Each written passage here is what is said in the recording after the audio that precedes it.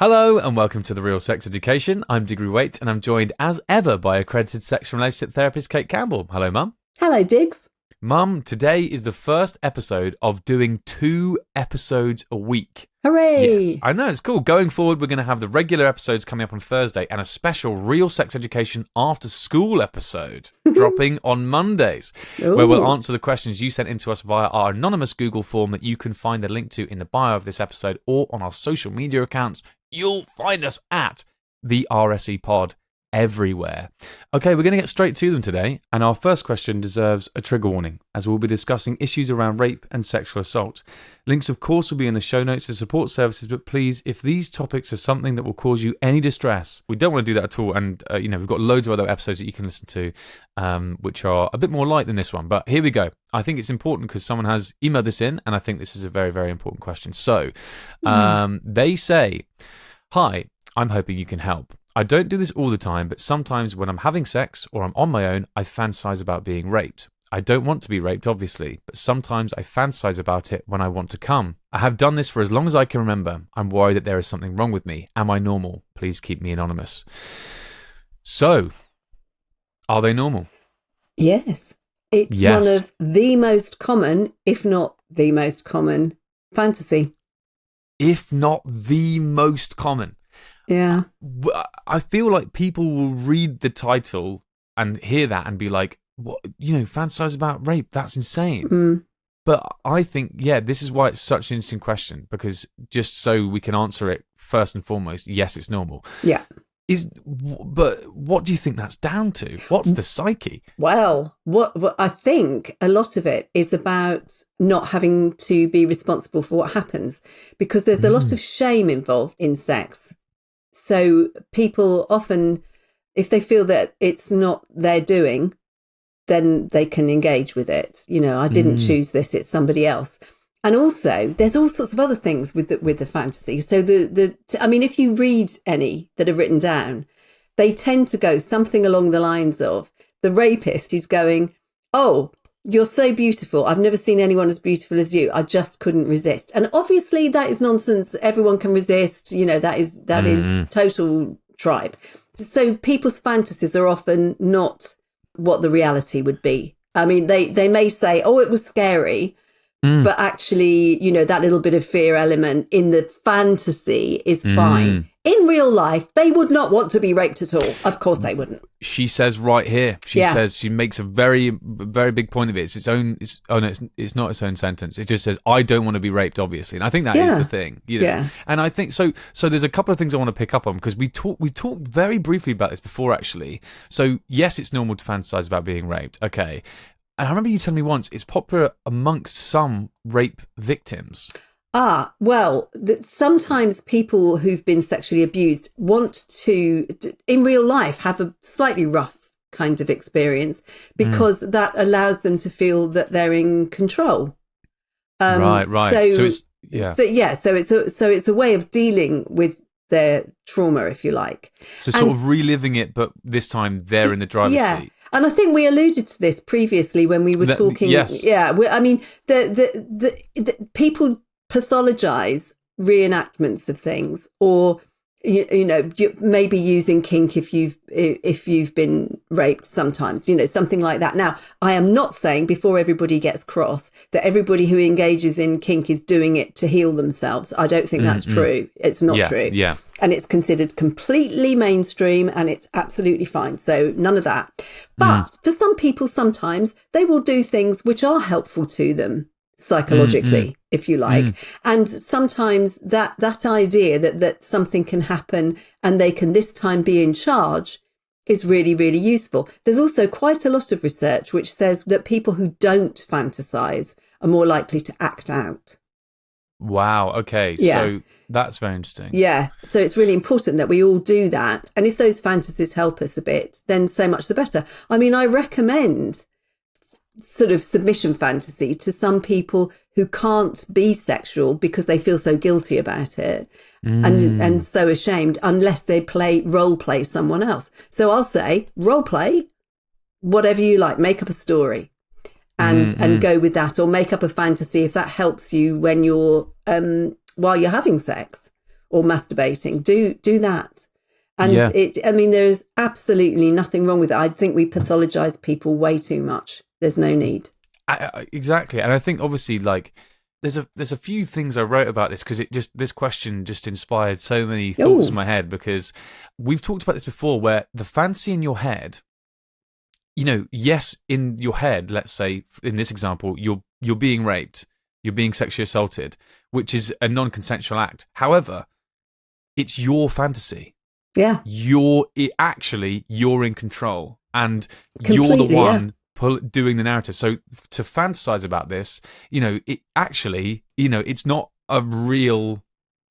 You say, it's your idealized version of one, which sounds weird to say that you're idealizing something like that, but like we said, it happens. So it's really interesting when you said you're being raped, you're being sexually assaulted. I had quite a strong reaction to that. Right. Quite a strong physical reaction to that, because that isn't fantasy. That's somebody saying something in the real world that sounds as if it's real. So this isn't. So these are not the sorts of fantasies that you share with your partner or anything like that. Because once you start saying them, they change. I mean, because in your head, rape isn't rape. It's a fantasy. This is a fantasy. This is not a rape.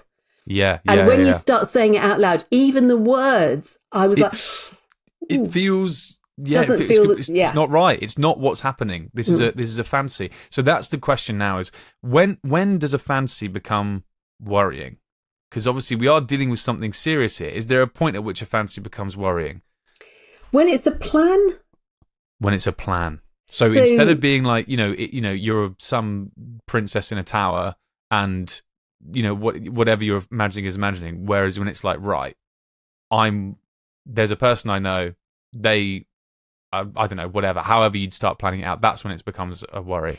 Yeah, because we tend to talk about women having rape fantasies. We don't so much talk about men having rape fantasies. That was my last question. Yeah, that is a much more difficult area, isn't it? And do you mean men as perpetrators?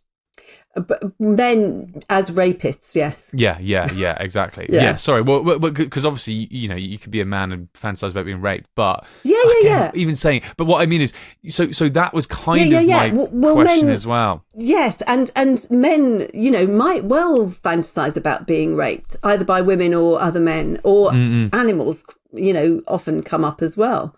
Wow. So, I mean, yeah. I think there's a book written a long time ago in the 70s called Women's Sexual Fantasies, My Secret Garden, by Nancy Friday, which contains real people's sexual fantasies. And I often suggest people read this because they are so wacky. They are beautifully bizarre. Yeah. Because they are, I mean, it just normalizes an awful lot. Wow. I mean, I think more people, let's be honest about this, I think there are more men having rape fantasies these days because they watched something similar on some sort of porn. Right, and so that's what's stuck in their heads. That does not mean they want to go out and rape somebody. However, if they're thinking about it in terms of that woman who lives 3 doors down and how I could do that, obviously, even in their heads, that's starting to get a little bit dodgy.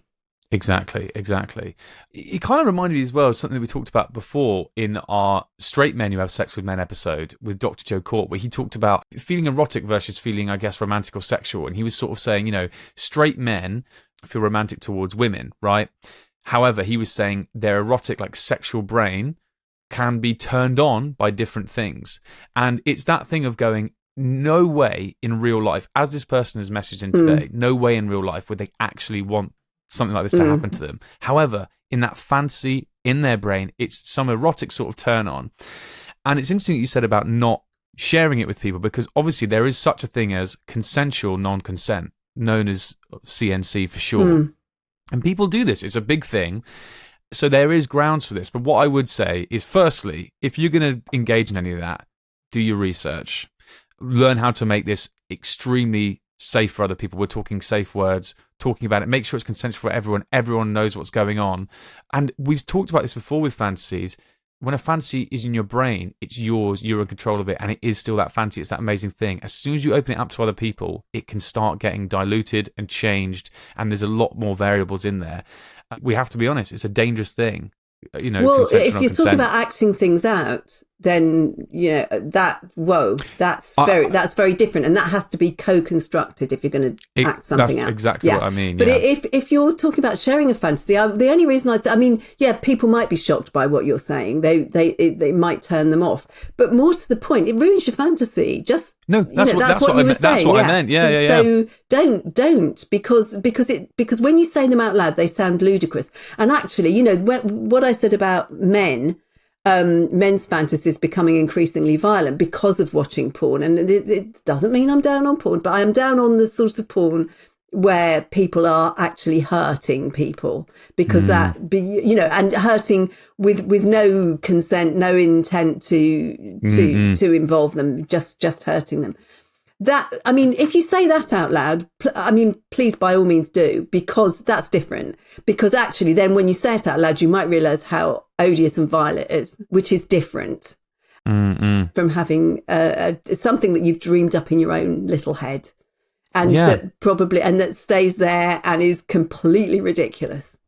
Yeah, but that's fine, and it's your personal thing. Absolutely, and go for it. And people's fantasies, as I say in this book, people's fantasies are so creative and fun. That's why I mentioned the princess in the tower and all that sort of stuff. I swear we had a guest on that talked about this. I want to name who I think it is, but if I don't, if I get it wrong, I've slandered them. But I swear, basically, what I'm saying is go back, listen to every single episode we've done, and you'll eventually find it. I think that's a really good idea. That's a fantastic idea. Tell other people to do that as well. Yeah, I think if we could, but yeah, just to say to do its due diligence, I think that's a really interesting question because it's the most common fantasy, but I'm sure one that most people don't talk about. So this question is a question that came into our Google form quite a while back, actually. So I apologise to them for taking a while back, but obviously we were on a little hiatus, but we're back now. We're back with a verve. With a verve? Is that a word? No. A vengeance. We're back with a vengeance. A verve? No. What does verve mean? Sort of energy. Yeah. Okay. But that's back with a vengeance, not back with a verve. All right, well, we're back with a vengeance then. It's quite a good word, isn't it? Back with a verve. We're back with a verve. Yeah, exactly. So are we on board or not? Because otherwise I'm going to go all Batman on this shit and say that we're back with a vengeance. Yeah, do back with a vengeance. Be on the safe side. We're back with a vengeance now. Obviously doing 2 episodes a week. We love it. Let us know how you feel about that. Obviously it's going to be fire emojis. We love it. Hundreds. This message is just so sweet. And I'm going to read it verbatim as I promised I would a few weeks back. So strap in for this. Here we go. I accidentally told a guy goodbye, even though I meant good night, because I knew if I said good night, we would have continued to have sex, and I felt bad for him because he had to work 4 hours after I finally left. Okay, that was just the subject. Now we've got the background story. So I danced with this guy, we made out and went to his. Then we continued to make out but didn't have sex. The morning after was comfortable and I went home. The following night we met again, danced again and made out again. Once again, I went home with him. We gave each other handjobs and blowjobs. It was amazing. I really want to repeat it. But I think I might have fucked up. Because in between, he said that we should stop because he needs to go to work in a few hours. I felt bad and I didn't want him to go to work with not much sleep.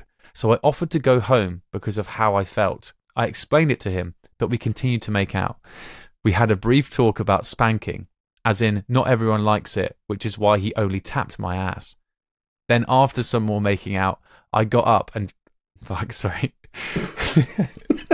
You can hear me laughing during this, can't you? Yes. Then after some more making out, I got up and dressed. We made out again. He is amazing. Love heart eyes emoji. And I said that I really should get going. He asked, "This is goodbye?" ? I replied, "Yes." because I knew if I said goodnight, we would have continued to have sex. As I was leaving, I said to him that he can now think about how much I would enjoy a spanking, and left. Since then, we haven't talked, but also haven't really seen each other. I saw him around campus once, but he didn't see me. What should I do? I really want to have sex with him again, and maybe even become fuck buddies, it a couple. I think they're saying, yeah, I think they're saying there, and maybe even become fuck buddies if a couple. Right. Okay. So just encourage him to listen to this podcast. Yeah, I think so. I think he'll get the message. I think they'll get the message. If not, I think you could just send him a text and just say, want to do that again? Yeah, send him a text with an aubergine. An aubergine. Just an aubergine. That's all you need to do. And a peach. That'll give him the message. That'll give him the message. Yeah. Yeah, with the spanking. Yeah. You could do hand emoji, the bang sort of explosion thing, and the peach. Yes. Yes. That's how you sex, ladies and That's how you sext. Yeah. Yeah. If you're a boomer. Just say, and then yeah, if you're a boomer, and then question mark emoji. Perfect. Yeah. 4 simple emojis, and they'll know what's going on. I love that question. I don't really know. It's the kind of thing that we erotica. Well, yeah, exactly. But it's like, I don't know what to say here. What do we say? Like, what do we say? What would you, as a sex therapist, say if someone came to therapy and said they need to improve their communication? Yeah. Fair enough. So I mean, when he said, "Is this goodbye?" she meant, "Is this goodbye for tonight?" Yeah, and said yes. And he meant, "Is this goodbye forever?" Yeah. Yes, or that's what she thinks. So I mean, if she wants to be in touch with him again, I think it wouldn't hurt, would it, to say, "Hi, fancy a coffee?" Or fancy a coffee. All right, she wants to get a blowjob. spanked. I don't know. Yeah, well, there we go. Well, no, you're being very sweet. You're absolutely right. Send them a bloody text. And if you don't have their text, then find it out from someone else. Sounds like you're on the same campus. Listen, if there's one thing I know, I can tell you're a young lady. You or some of your friends will know how to stalk the hell out of this guy, and you will find his social media accounts. You'll find his... What? I'm talking about social stalking, social media stalking. All right, careful what you suggest. You'll find out what you need to know, and you'll be able to get a message to him somehow, even if it's on LinkedIn. And you can send the emojis. Even on LinkedIn, you can send the emojis. Honestly, I heard something the other day about how loads of people are getting like chirped and asked out on LinkedIn and stuff, and people are like messaging people on there and using it as like the new dating app. Okay, wow, that's amazing, isn't it? I know. Maybe there's an episode in that. You know what? Let us know in the comments below, and wherever you're listening to this right now. Let us know if anyone's tried to chirps you or flirt with you on LinkedIn.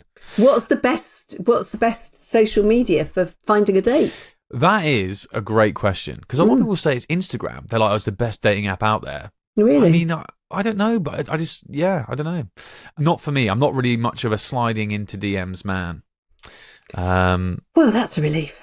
Yeah, good. Excellent. Isn't it a relief that we've done with the episode? Thank you so much for listening to this episode, the first episode of the Real Sex Education After School. If you want us to answer your question on the podcast, get them into us on that Google form. It's in the bio of this episode and our social medias. We're at the RSC Pod. It's going to ask you for an email, but we don't see that email. It is totally anonymous, so please do send those in.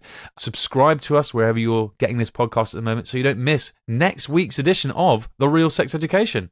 Bye. Bye.